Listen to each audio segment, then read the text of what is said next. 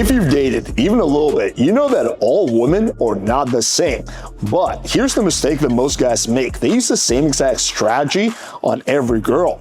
Then they're confused why it works on one and completely fails with another one. The truth is, women tend to fall into certain psychological clusters, and once you know which one you're dealing with, you can stop guessing and start optimizing.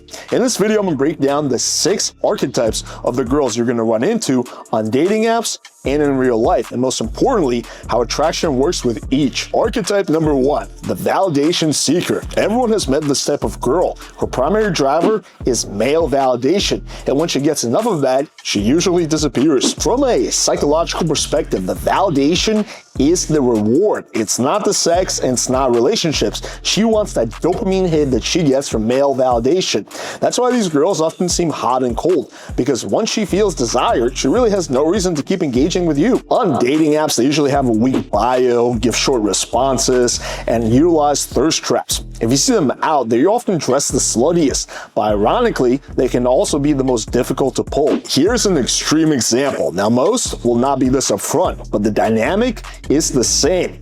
And the biggest mistake men make is they chase them and give them more and more attention, which is the worst possible move you can make. So how do you handle this archetype? The easiest solution is to avoid them entirely, because they're usually massive time wasters. But if you're determined to try to make it work, you need to starve them of the validation that they crave. Keep your messages short and avoid compliments. Show them that the only way they're going to get a significant amount of your attention is if they meet you in person. And once you're in person, you need to stay aloof. Avoid complimenting them. Use teasing instead, and act like you're just not sold on her yet.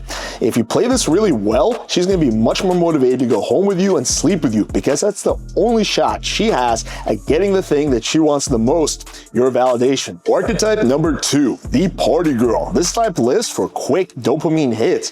Parties, trips, shopping for useless things, and often drugs and sex. She really lives moment to moment, and she doesn't really plan ahead. She just does whatever feels good at a time, which means she's gonna be extremely flaky.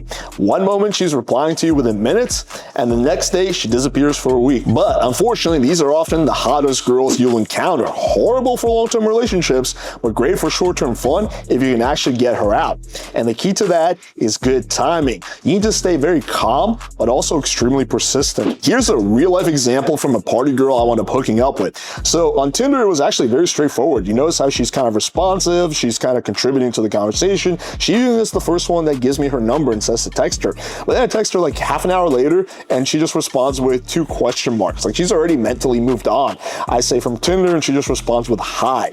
We go from like very good investment to very shitty investment in literally less than half an hour. And the conversation itself was very long. I did a whole video on this, but you can see something like that. Like, we had plans, and then she just hits me up. Want to go to Komodo with me? I'm going with some friends, blah, blah, blah. I'm like, I have plans tonight because I didn't want to go to the fucking club. But I say, but I'll see you tomorrow evening, which is when our date was set up. And she's like, can't tomorrow. Sorry. Oh, well, why can't you go tonight? Again, very, very spontaneous. And she tried to get me to go clubbing with her and her friends multiple times, which I always refused because that's a horrible first date location. And eventually, just the timing was good. She was horny, and she wound up coming straight over to my place. The date itself was pretty straightforward. We chatted for like 5-10 minutes. She was telling me about all the parties that she goes to and stuff like that. And then, without me even like prompting her, she just randomly started taking her clothes off. And then we just got right to it. Yeah, party girls can be pretty wild. They're often a nightmare to actually get them out. Archetype number 3, the submissive girl. If the validation seeker is the worst category,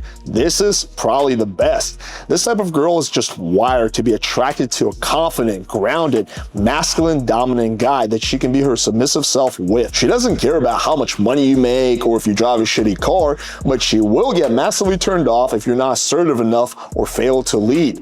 Now, here's an interesting paradox. This girl might not seem submissive at all if you catch her in day-to-day life. She might even be a little dominant at work, but with a confident, dominant guy, she softens instantly and becomes super submissive. These also happen to be the girls that are the most likely to come straight to your place if you don't seem soft. But the biggest mistake guys guys make is their permission seeking. Stuff like, hey, can I kiss you?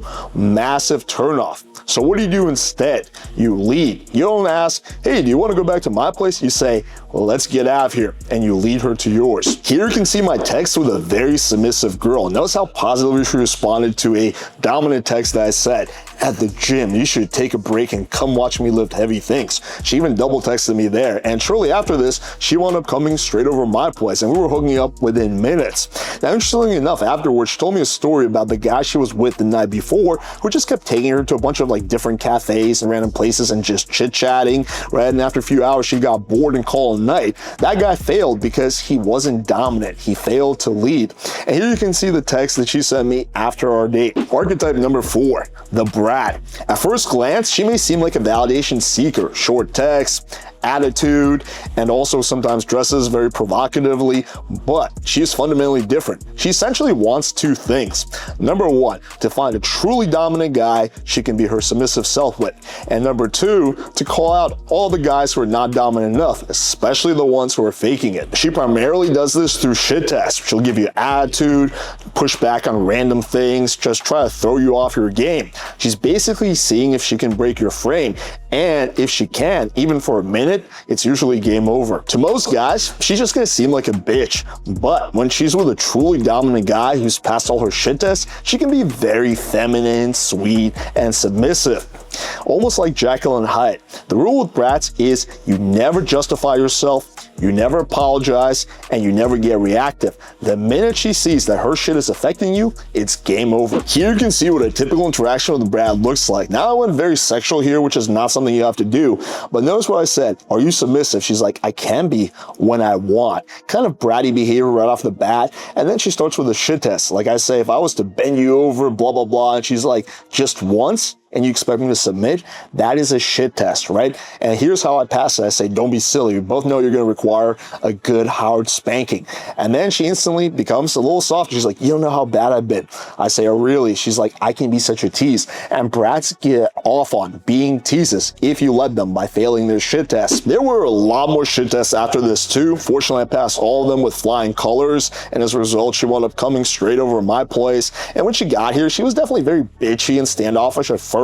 I kind of let it go for 5-10 minutes, just kind of seeming very aloof, and then eventually I just kind of picked her up and started making out with her, and then it was like an instant shift. She instantly became very submissive and feminine, right? And that's kind of how brats operate. Archetype number 5, the feminine cutesy girl. This type isn't driven by dominance games and validation. She just wants to laugh and have a good time. These girls are usually bubbly, giggly, and own at least one pair of pink gym workout clothes. They usually don't respond well to aggressive sexualization early on.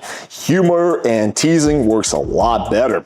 Also, these types of girls tend to make really good girlfriends, along with the submissive types. They're generally fun, feminine, sweet, and relatively easygoing. The best strategy with these girls is to make them laugh and just be playful. Don't escalate too early because that can sometimes scare them away.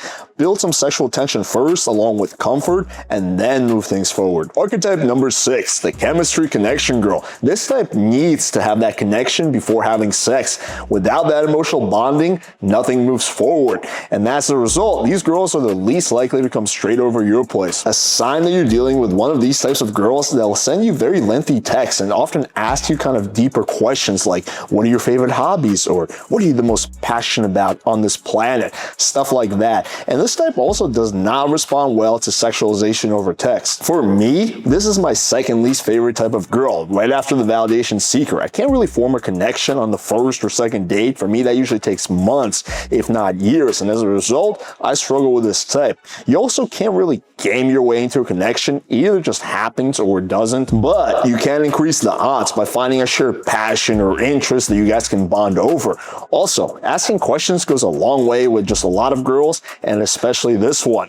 And if a connection is not formed, here's what a post-date rejection text will look like with this type of girl. Once you recognize the archetype of the girl you're dealing with, dating stops feeling so random, and you stop using the wrong strategy on the wrong girl. But you guys let me know in the comments which one of these archetypes you do the best with and which one you struggle with the most. And if you want to level up your dating app game, get more matches, convert into more dates, check out my free Tinder guide, link in description.